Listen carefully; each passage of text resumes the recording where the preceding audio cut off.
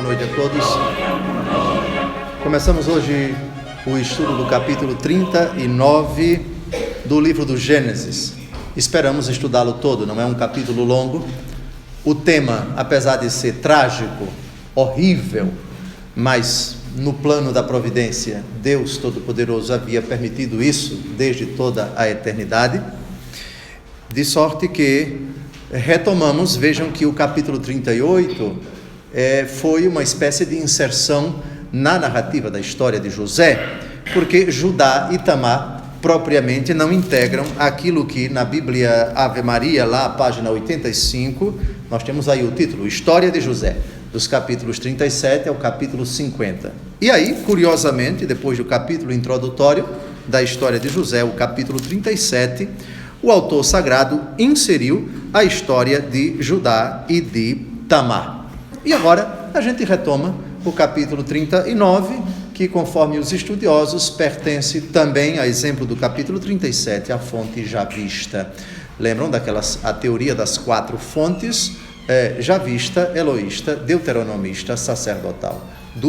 4 teologias, no mínimo 4 mãos, redigidas em épocas diferentes, todas em Israel, e que depois, com os séculos, uma mão compilou tudo isso, supondo, evidentemente, a inspiração do Espírito Santo. Toda a Bíblia é inspirada, essa é a nossa fé, a fé da igreja, e isso nos leva a não nos escandalizarmos diante da possibilidade de que um livro tenha sido escrito em vários séculos diferentes, ou seja, redigir várias redações que depois, com o tempo, foram compiladas. Capítulo 39, José na prisão. José foi conduzido ao Egito, diz o versículo 1, e Potifar, um oficial egípcio do faraó, chefe da guarda, comprou-o aos ismaelitas que o levavam. Vamos somente dar uma olhada no capítulo 37, versículo 36. Capítulo 37, versículo 36. Porque Potifar já apareceu. No capítulo 37, vejam o último versículo. Os madianitas venderam a Potifar no Egito, eunuco do faraó e chefe da guarda. Já vimos a etimologia de Potifar, é uma forma contraída de Potífera, que significa aquele a quem Ra, o deus egípcio, o Deus deu. Ou seja, é um presente de Deus, do Deus Ra, do Deus egípcio Ra. Potifar, presente do Deus Ra. Potifar, reparem que José, no versículo, ainda no capítulo 37, aqui é dito que Potifar compra José dos madianitas. Agora deem uma olhada no versículo 28, ainda do capítulo 37. E quando passaram os negociantes madianitas, tiraram José da cisterna e venderam-no por 20 moedas de prata aos ismaelitas, que o levaram para o Egito. Então nós temos aqui, já vimos isso, não vamos repetir, que esses 3 nomes, vejam no versículo 28, madianitas, ismaelitas, 2 nomes. Madianitas voltam a aparecer no versículo 36. Bem, de qualquer forma, quem compra é Potifar. E Potifar parece que não está sozinho quando compra José para os seus irmãos, porque o versículo 28 diz: quando passaram os negociantes madianitas. Então, nós temos aqui Potifar, um egípcio integrante da tribo de Madian, também ismaelita. Ismaelita vem de Ismael, filho de Abraão. Bom, o versículo 1 era o que nós tínhamos a dizer. Quem era esse faraó é a primeira vez que aparece a palavra faraó aqui. O Egito, o grande Egito, agora vai ter um papel decisivo na história da salvação, porque José está indo para lá, como mercadoria, como escravo, mas está indo para lá. Pergunta: quem era o faraó na época de Potifar? Quem era o faraó na época de José? Não se sabe ao certo. Lembrem-se que uma dinastia, você tem da mesma família, depois vem o filho, depois vem o outro, depois vem o outro. Isso é a dinastia. E geralmente as dinastias, às vezes, um faraó, um príncipe, um rei daquela dinastia morre cedo demais. As datas aqui nós não podemos precisá-las com exatidão. Uma possibilidade é que nessa época Potifar era oficial do faraó Sesostris, que reinou no Egito dos anos 1897 a 1860 a.C. Mas vejam, é uma possibilidade. Outra coisa muito importante é que na Bíblia Ave Maria aparece a expressão oficial egípcio, mas na Bíblia de Jerusalém parece que a expressão é eunuco. Ora, eunuco é uma pessoa que ou se fazia tal, ou era mutilada, ou seja, seus órgãos genitais eram cortados. Parece que a expressão na língua hebraica é genérica e comporta tanto a tradução em português oficial como eunuco. De qualquer maneira, se ele era eunuco, é um pouco difícil conjugar com a ideia de que ele era casado. E a mulher que vai assediar brutalmente, cinicamente, sexualmente falando, José é a esposa de Potifar. Então fica a pergunta: como é que um eunuco tinha uma mulher? Uma possibilidade é que esse casamento era de mera conveniência. Era eunuco, não mantinha nenhuma relação sexual com a esposa, mas era casado. É uma possibilidade. A outra possibilidade é que o eunuco esposo da mulher que vai assediar sexualmente era um outro, diferente, um outro Potifar. Possibilidades à parte, nós não temos condições com o texto tão sóbrio de dizer se se trata de dois Potifares. Um Potifar que comprou José aos seus irmãos e o outro Potifar com a esposa. O primeiro Potifar era eunuco e o segundo Potifar era casado. São possibilidades que ficam à revelia da imaginação, da teorização de vocês. Fiquem à vontade para teorizar, para conjecturar. Versículo 2: o Senhor estava com José e tudo lhe prosperava. É curioso como o Senhor está com Abraão, um homem próspero. O Senhor está com Isaque, homem próspero. O Senhor está com Jacó, homem próspero. Mas atenção que não somente eles, Ismael também prosperou, hein? Ismael nunca foi um miserável. Ismael se tornou o patriarca de 12 tribos, homem muito rico. Esaú também, lembram de Esaú, que se tornou um homem muito rico. A descendência de Abraão, a começar por ele, sempre prodigiosamente abastada, profundamente abençoada. Toda a história da salvação até agora, todos os que integram diretamente a história da salvação, que procedem de Abraão, a começar por ele, versículo 2, por favor, tudo lhe prosperava. Repito, não apenas do ponto de vista financeiro, patrimonial, mas também de uma sorte de bênçãos. É o começo da história da salvação. São os nossos primeiros ancestrais aqui sendo profundamente, abundantemente, fartamente abençoados pelo Senhor Deus. Versículo 2, somente isso. Vamos ao versículo 3.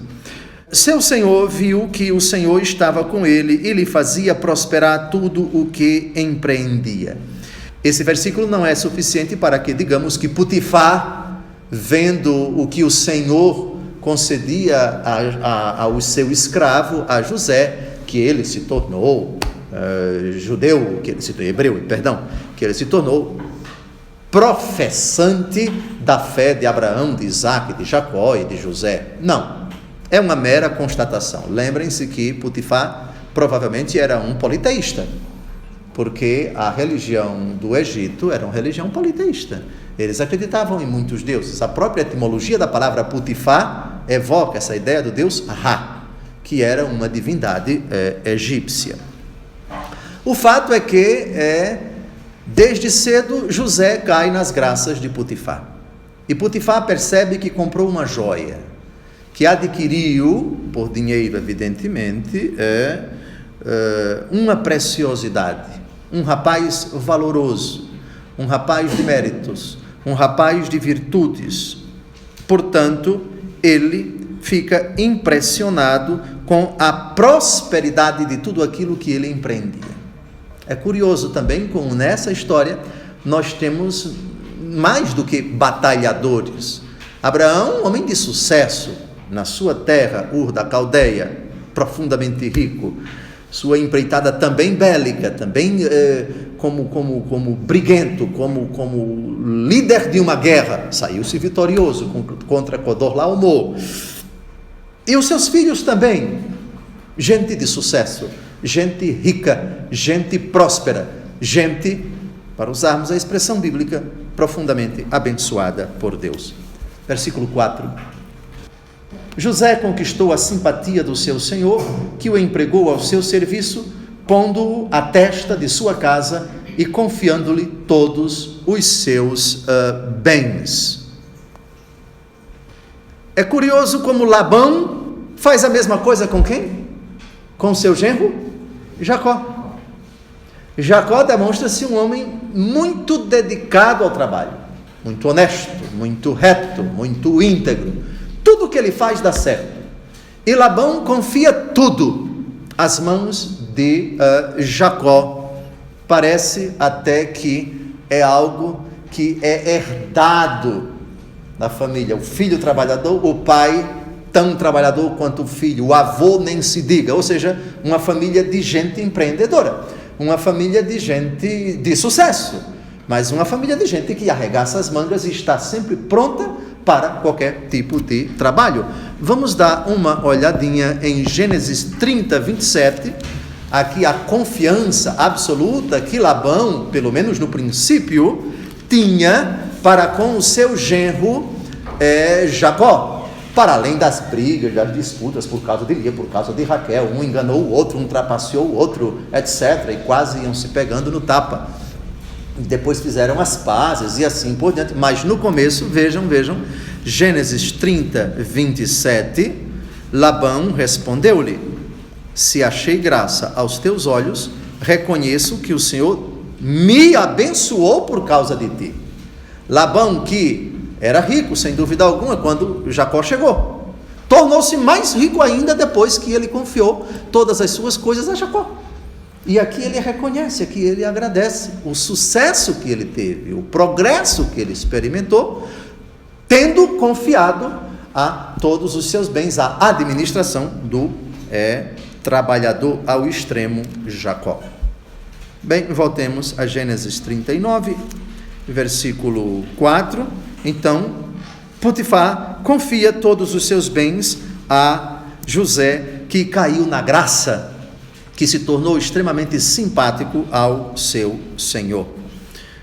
Muito bem, versículo 5, continuemos. Desde o momento em que José tomou o governo de sua casa e de todos os seus bens, o Senhor abençoou a casa do egípcio por causa de José. A bênção do Senhor desceu sobre tudo o que lhe pertencia, na casa como nos campos. Impressionante aqui o detalhe do ponto de vista teológico. Por causa de um, os outros são abençoados. É curioso.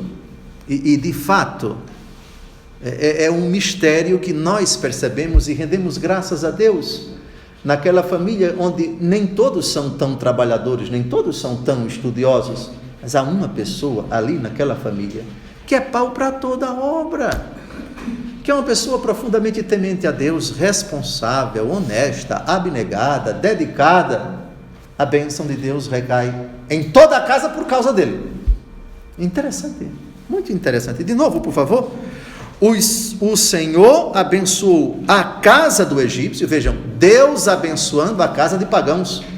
Deus abençoando a casa de pagãos. Por causa de José. Por causa de José. Lembram da oração de Abraão ao Senhor Deus, pedindo para não destruir a cidade de Sodoma e de Gomorra? Mas e se tiver 50 jutos? Não, se tiver 50 não destruo. Mas Senhor, não se ofenda, se houver 45, se houver 45 eu não destruo. E se houver 40? E foi diminuindo até 10, e aí o Senhor, o diálogo acabou, por causa dos justos. A ira de Deus não se abateria. Claro que acabou se abatendo, porque não eram 10 justos, não eram 10, eram menos. E me parece que, espremendo, só escaparam 3. Ló e suas 2 filhas. Então não eram 10 justos. Parece que até dentro da família do próprio Ló não havia esses justos. Provavelmente eles foram destruídos na catástrofe de Sodoma e de Gomorra. Bem, versículo 5 era isto, vamos ao versículo 6. Ele entregou todos os seus negócios a José, sem mais se preocupar de coisa alguma, exceto do que se alimentava. Vou deixar outra fase problemática para mais para frente. Aqui, esse tipo de atitude, esse tipo de postura, que nós percebemos nos dias de hoje, isso só se admite onde, de fato, o patrão, o proprietário, tem plena, completa, inequívoca, incondicional confiança. Mas é uma bênção, não é? A pessoa não é da família, faz parte da família, mora dentro de casa ou trabalha dentro de casa, e é uma pessoa da mais absoluta confiança, onde você diz: eu posso passar 2 anos fora e posso deixar 100 mil reais no bolso da calça, ali ela sabendo, e quando eu voltar o dinheiro está ali. Não é bonito isso? A pessoa de uma feliz, a pessoa que tem uma secretária com essa estirpe, uma pessoa que não é da família, mas é como se fosse. Tamanha a confiança que a pessoa adquire, e demonstra todos os dias que é uma pessoa reta, que é uma pessoa decente, que é uma pessoa íntegra, enfim. Mas todos vocês certamente já tiveram essas experiências de ter consigo, de trabalhar consigo, de alguém da família ter uma pessoa de uma retidão, de uma postura dessa. É muito bonito. Sem comentários, mas agora vamos à frase problemática, porque não há virtuoso que não tenha um defeito, e o defeito de José está no final desse versículo. Defeito entre aspas. José era belo de corpo e de rosto. Aqui vai começar o problema. Quem pode dizer quem era uma pessoa bonita de rosto e de corpo? Rebeca, muito bem. Raquel. Vamos a Gênesis 29, 17. Que certamente era bonita, seu Brito, por favor. Mas explicitamente a expressão, quase com todas as letras desse versículo 6, Raquel, a linda Raquel. Aí vocês percebem porque Jacó, quando cravou os olhos na menina, já ficou logo encantada. Não só por isso, ela tinha outras virtudes, evidentemente. A beleza do corpo não é tudo. Vamos ler em voz alta. Lia tinha os olhos embaciados, e Raquel era bela de talhe e rosto. Talhe quer dizer o formato do corpo, né? Ela era talhada, digamos assim, bonita de corpo. Versículo 6. Eis o problema que vai começar agora. Versículo 7. E aconteceu depois de tudo isto, que a mulher do seu senhor lançou seus olhos em José e disse-lhe: dorme comigo. O adultério sempre foi pecado. o Antigo Testamento está repleto de textos que condenam o adultério, com muito mais razão o Novo Testamento. Aqui nós temos uma coisa rara. Pela primeira vez, uma mulher assedia um homem. E esse assédio vai ser constante. Não sabemos quantas vezes ao dia, nem quantos dias por mês, e quantas vezes essa mulher insistiu. Bom, o versículo 7 é tão constrangedor que dispensa qualquer comentário. Versículo 8. Mas ele recusou. Meu senhor, disse-lhe ele, não me pede conta alguma do que se faz na casa, e confiou-me todos os seus bens. Como a frase dele vai até o versículo 9, vamos direto ao versículo 9. Não há maior do que eu nesta casa. Ele nada me interdisse, exceto tu, que és sua mulher. Como poderia eu cometer um tão grande crime e pecar contra Deus? Vamos tentar descobrir aqui quais as virtudes de José com essa resposta. Antes de tudo, castidade. Até agora não se diz que José se casou. José vai se casar e vai ter 2 filhos, que vão ser assumidos por quem? Pelo pai dele, Jacó. Jacó vai assumir os 2 filhos dele, não é? Muito bem. Até aqui não se diz que ele se casou. Aqui nós temos um escravo solteiro. Castidade. Outra virtude muito importante de José aqui é fidelidade. Fidelidade ao patrão. O patrão lhe confiou tudo. Esse ato seria não apenas um adultério, mas também seria uma infidelidade à confiança de Potifar depositada em José. Bem, reparem que no versículo 7 foi a primeira investida, a primeira. Agora o versículo 10, ela não se deu por vencida e vai voltar à carga, vai insistir. Versículo 10, em vão se esforçava ela todos os dias, falando a José. Ele não consentia em dormir com ela e unir-se a ela. O verbo no imperfeito do indicativo, se esforçava, evoca já o verbo no tempo, o imperfeito do indicativo seguindo uma ação passada, mas continuada. Ou seja, uma vez, outra vez, outra vez, outra vez. Não parava.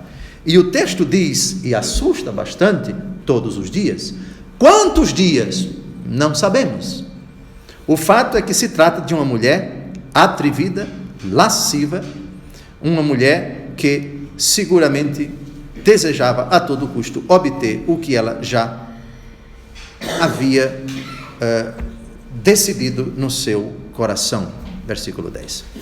Versículo 11, agora vem o dia fatídico, agora vem o dia mais trágico, agora vem o começo do enorme sofrimento de José no Egito. Sofrimento que, repito, no plano de Deus, vai redundar num bem maior. Lembrem-se, Romanos 8:28, Deus coopera em tudo para o bem daqueles que amam a Deus. Se nessa hora nós não compreendemos o porquê de tanta maldade das pessoas, da perversidade das pessoas, da ruindade das pessoas, a monstruosidade até, a insanidade irracional das pessoas, no plano de Deus, Deus pode tirar disso um bem infinitamente maior. Versículo 11. Certo dia, tendo ele entrado na casa para fazer seus serviços, e não se encontrando ali ninguém da casa, o texto não diz se ela botou para correr todo mundo, ou se de fato foi uma providencial e trágica situação em que, de fato, sem que tenha sido iniciativa dela, não havia ninguém em casa. O fato era que ela estava à espreita. Ela segurou pelo manto, atenção, porque aqui eu vou pedir a memória de vocês, porque Jesus vai dar um conselho cuja explicação está aqui no capítulo 39, mas daqui a um tiquinho. Ela segurou pelo manto, dizendo: dorme comigo. Mas José, largando-lhe o manto nas mãos, fugiu. Manto aqui é preciso explicar. É óbvio que na época de José nós temos um tipo de vestimenta, Egito, outra época, e temos nosso Senhor Jesus Cristo. São os evangelhos que dizem que Jesus usava a túnica sem costura, não é? E um outro manto por cima. O manto foi rasgado em 4 partes iguais. Muito provavelmente a vestimenta de José comportava a parte de baixo e um manto por cima, um manto. Talvez desse uma volta aqui, como os orientais, enfim. De qualquer maneira, parece que esse tipo de assédio foi mais atrevido do que os demais, porque parece pela redação do texto, pela leitura do texto, que ela avançou em cima dele e queria como o quê? Tirar a roupa dele. Já queria despí-lo ali. Manto. Mateus capítulo 5, versículo 40, vamos agora à frase de Jesus. Um conselho impressionante de Jesus. Vamos ler juntos? Se alguém te citar em justiça para tirar-te a túnica, cede-lhe também a capa. Qual é a tradução da Bíblia de Jerusalém, seu Gilberto? Aquele que quer brincar contigo para tomar-te a túnica, deixa-lhe também o manto. Deixa-lhe também o manto. José, sozinho dentro da casa, a mulher vai em cima, dorme comigo, e ela consegue tirar o manto dele. Ele foge e o manto fica na mão dela. Dom José, então Jesus aqui está dizendo que qualquer pessoa que queira tirar alguma coisa minha, eu tenho que dar. Primeiro, do nosso patrimônio, o manto e a túnica é uma parte inexpressiva. Grosso modo, a roupa da senhora, o meu paletó aqui, a sua blusa de frio, o seu cachecol, a sua, o seu bracelete, o seu colar. Isso não é todo o seu patrimônio. É uma parte ínfima. Jesus aqui não está dizendo que se uma pessoa quiser tirar todo o seu patrimônio, você dê. Jesus não disse isso, calma. Jesus disse, se alguém quiser tirar a túnica, deixe também o manto. A túnica, no universo do seu patrimônio, é um detalhe, é uma coisa pequena, um assalto, isso é um assalto. Passe a chave do carro, digam-me, o assaltante está ali, na iminência de atirar, está nervosíssimo, e quer a todo custo a chave do carro. Calma, fique tranquilo, eu vou lhe dar a chave. Tá bem, leve, meu filho, aqui para nós, está no seguro, o carro está no seguro, e hoje, nos dias de hoje, quem tem o seu automóvel e não coloca no seguro, está cometendo uma imprudência exatamente por um risco desse, não é? Tome, calma, fique tranquilo, eu vou dar a chave, leve, por favor, leve, tome. Vão-se os anéis? Aplicando agora, voltemos à túnica de Nosso Senhor, ao manto de Nosso Senhor, em Mateus, que ele fala, em Mateus 5,40. Há determinadas situações em que litígios são criados com determinadas pessoas que querem tirar a qualquer custo aquilo que é nosso. Eu disse há determinadas situações, eu não disse todas as situações, em que o melhor que a gente faz, ainda que a gente tenha direito, é abrir mão daquela coisa ridícula, daquela coisa sem importância, comparando com a paz que a gente vai ter. E pega um exemplo, briga de família, herança. Qual é a frase de Alagoas que eu já citei aqui há 7 anos? Herança é o que os mortos deixam para os vivos se matarem. Aí começa o inventário.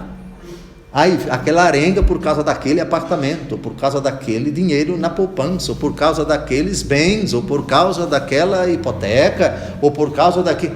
Coisa pequena, coisa que você poderia muito bem se livrar disso, ainda fazendo um mau negócio. Ou se for o caso, tá bem, você quer, fique com isso. O que no fundo significa, tá bem, eu não vou ter essa coisa aqui, eu tenho direito, mas pelo menos eu vou ter paz. Essa pessoa antipática, às vezes, problema de família suscita exatamente isso. Às vezes é um vizinho de apartamento, de prumada, é um vizinho de terra, é uma pessoa do trabalho, uma briga, uma disputa. Nosso Senhor é sábio. Alguém poderia dizer, mas o manto de José era um manto caro. Ele podia voltar e dizer, por favor, minha senhora, a senhora que acabou de me assediar, quer me devolver? Vai tomar banho, quero saber, eu quero ficar longe dessa mulher, quero saber quanto custa, essa mulher está louca, que fique lá com o manto. Só é lógico que ela vai usar o manto da pior maneira possível, porque vai ser o trunfo dela, e ela vai inventar uma história para o seu esposo, e vai conseguir se vingar dele. Voltando a Jesus, Mateus capítulo 5, versículo 40. Há situações em que determinadas pessoas querem tirar da gente aquilo que é nosso, que é melhor, mesmo sendo nosso. Às vezes é oportuno dizer, fique com isso, ou então nem se interesse mais, ou deixe para lá e vá dormir em paz.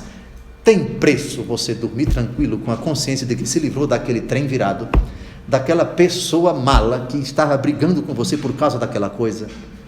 Não é melhor às vezes você... Chega, eu não quero mais nem ouvir falar disso. Deixa para lá, deixa ela levar essa... E Nosso Senhor vai me dar mais... 100 vezes mais, 200 vezes mais do que aquilo que é meu e do qual eu me livrei, dando para essa infeliz, para essa pessoa materialista, para essa pessoa briguenta, para essa pessoa amundiçada, seja lá o que for. Jesus é muito sábio. Então, quando vocês lerem, se alguém quiser colocar vocês na justiça por causa de uma túnica, dê também o manto.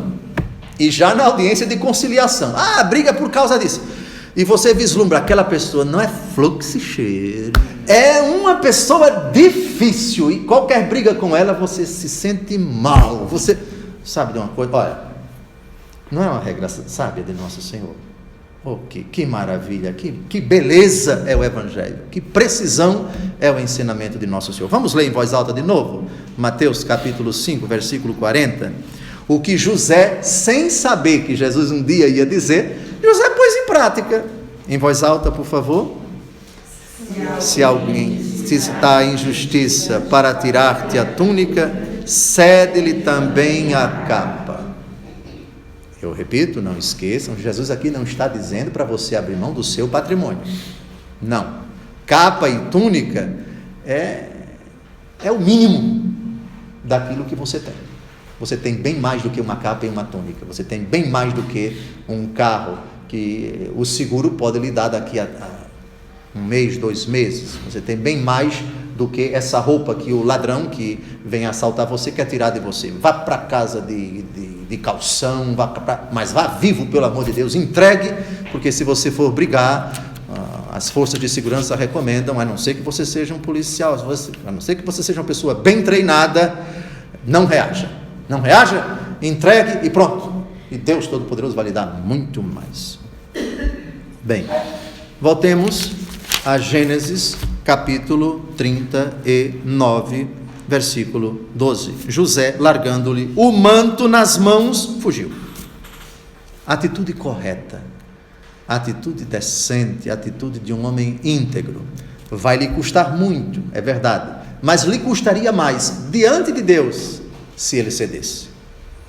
Chega situações na nossa vida em que a gente diz, meu Deus, que drama, não é? Que drama. Se eu faço isso, ficarei com a consciência pesada. Se eu não faço, eu posso correr um risco.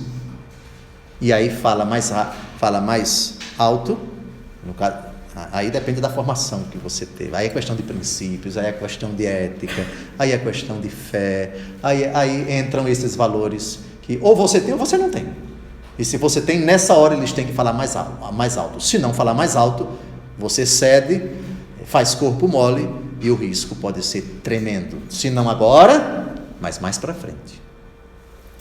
E sobretudo diante de Deus, evidentemente, diante de Deus. Aqui já entra a fé. Versículo 13, por favor. Vendo a mulher que ele lhe tinha deixado o manto nas mãos e fugido, sem comentários, avancemos, chamou a gente de sua casa e disse-lhes, agora vem o teatro demoníaco, o teatro diabólico, aqui vem a vingança, aqui vem a prova inequívoca de que o instinto sexual pode perfeitamente conviver com os desejos mais sórdidos, levianos e imorais.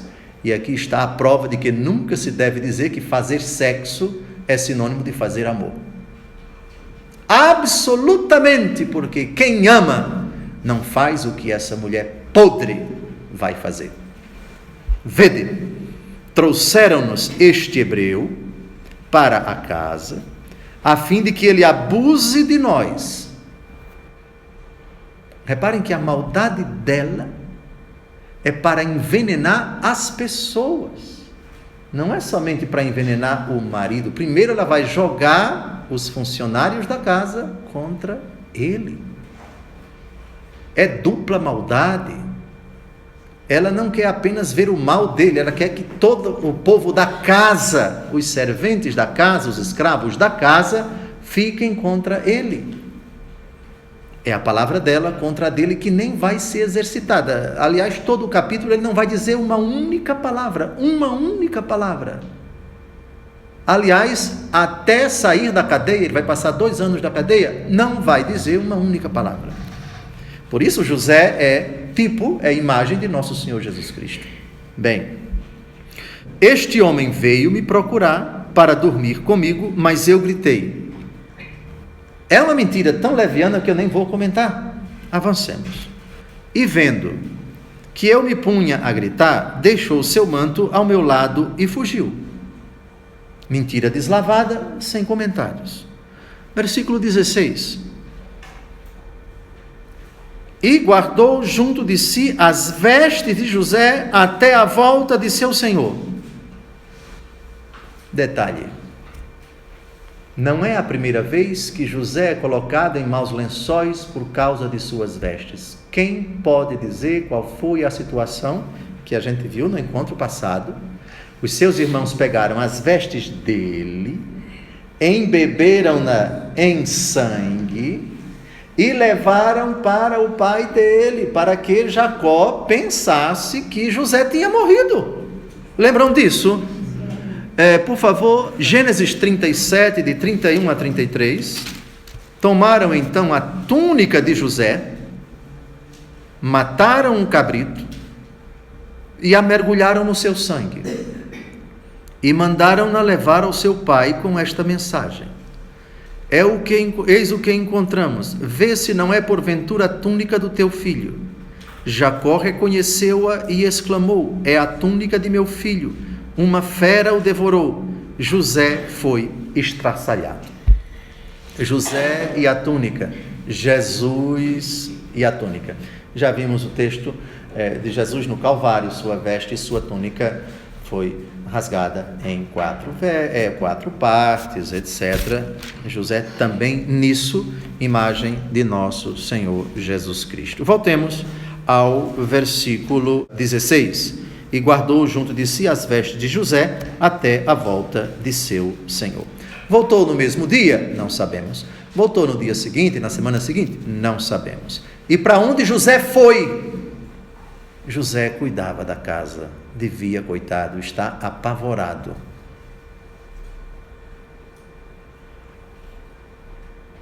Com aquilo que poderia acontecer.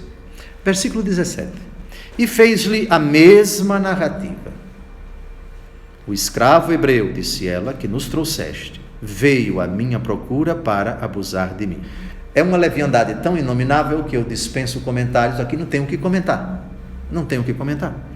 Mas, pondo-me a gritar, deixou o seu manto ao meu lado e fugiu. Idem. Bem, eu já disse que esta é a segunda vez que as vestes de José são usadas como base de acusações falsas contra ele, não é? Versículo 19, ao ouvir isto de sua mulher, contando-lhe como se tinha comportado com ela o seu servo, ele enfureceu-se. Como a frase não termina aí, vamos ao versículo 20, e lançou José na prisão, onde se encontravam detidos os prisioneiros do rei, e José foi encarcerado. Uma pergunta: onde ficava essa prisão? A prisão ficava, muito provavelmente, na casa do próprio Potifar. Por quê? Vejam o versículo 20. Lançou José na prisão, onde se encontravam detidos os prisioneiros do rei. Deem uma olhada no capítulo 40, versículo 3. Aqui é o faraó que manda encarcerar dois fulanos, dois oficiais. Mandou-os encarcerar na casa do chefe da guarda, na prisão onde se encontrava detido José. E quem era o chefe da guarda? Gênesis 37 e 36. Vamos ler em voz alta. Os madianitas venderam-no a Potifar no Egito, eunuco do faraó e chefe da guarda. A prisão era na casa dele. Provavelmente perto do grande palácio do faraó, já que ele era o chefe da guarda, já que ele era uma grande autoridade. Ok? O que aconteceu com José enquanto estava na prisão? Foi chicoteado? Foi aguilhoado? Ficava com as mãos amarradas?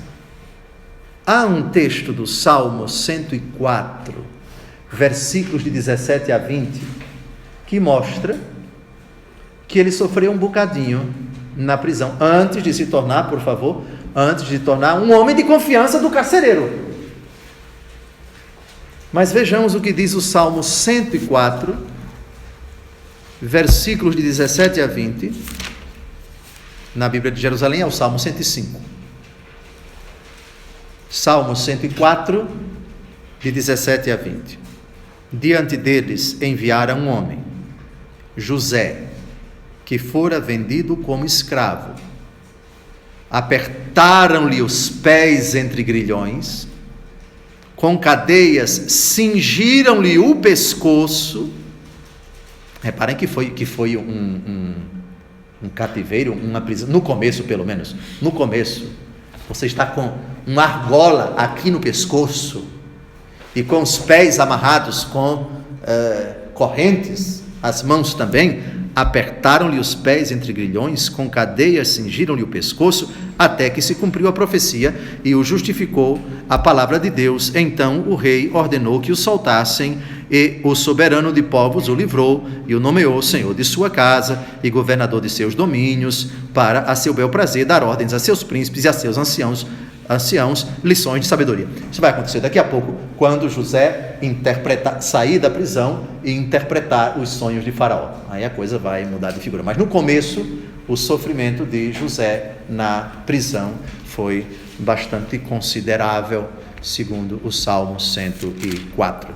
Avancemos para o final do capítulo. O Senhor estava com ele, mostrou-lhe sua bondade e fez que ele conquistasse a simpatia do chefe da prisão. Devia ser uma pessoa muito carismática, José, e é evidentemente que a fama dele de grande responsável pelas coisas de Potifar, ele deve ter granjeado a admiração, a simpatia das pessoas e também desse carcereiro. Aliás, vejam, o Senhor estava com ele, mostrou-lhe sua bondade na prisão. Isso nos faz lembrar um texto que eu quisera ler nesse final de aula, 2 Timóteo capítulo 3, de 10 a 14. Detalhe que esse texto que vamos ler agora, São Paulo está preso em Roma, e é uma prisão bastante desfavorável. São Paulo está esperando o dia da sentença e ele vai morrer.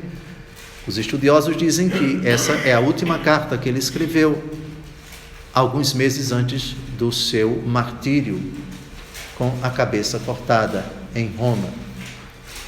Tu, pelo contrário, te aplicaste a seguir-me de perto na minha doutrina, no meu modo de vida, nos meus planos, na minha fé, na minha paciência, na minha caridade, na minha constância, nas minhas perseguições, nas provações que me sobrevieram em Antioquia, em Icônio, em Listra. Que perseguições tive que sofrer, e de todas me livrou o Senhor. Pois todos os que quiserem viver piedosamente em Jesus Cristo terão de sofrer a perseguição. Mas os homens perversos e os impostores irão de mal a pior, sedutores e seduzidos. Eu penso que é um texto bem oportuno para ilustrar o versículo 21. Versículo 22, ou seja, o carcereiro, confiou a José todos os presos que ali se encontravam e nada se fazia sem sua ordem. Ou seja, é um presidiário que não é. É um presidiário que manda no presídio. Continua preso, mas ele é o maioral. O carcereiro tinha tanta confiança nele, vá, cuide. Você aqui manda. Então devia ser alguém que gozava de uma simpatia, de uma admiração no círculos altos, por favor. O carcereiro devia ser um homem da confiança de Potifar. E o carcereiro confia tudo às mãos de José. Versículo 23. O chefe da prisão não fiscalizava nada do que fazia José, porque o Senhor estava com ele e fazia-lhe prosperar tudo o que empreendia. Até na prisão, a bênção de Deus recai sobre José. A confiança do carcereiro é absoluta, é incondicional, é irrestrita a essa figura fantástica que, na prisão, vai experimentar agora uma reviravolta tremenda. Porque no capítulo que vamos estudar, na aula seguinte, nós temos 2 oficiais de Faraó, que vão desagradar ao Faraó, e Faraó vai mandá-los para a prisão, onde está José. Eles vão ser soltos, José vai interpretar o sonho deles, dentro da prisão, isso vai impressioná-los, eles se soltam, voltam para o Faraó, que tem um sonho, e fica inquieto, porque não sabe o significado do sonho, e aí é quando vai entrar um oficial, que esteve preso, e vai dizer, não, tem um homem, aqui no Egito, que interpreta muito bem os sonhos. Quem é? É José, mande buscá-lo.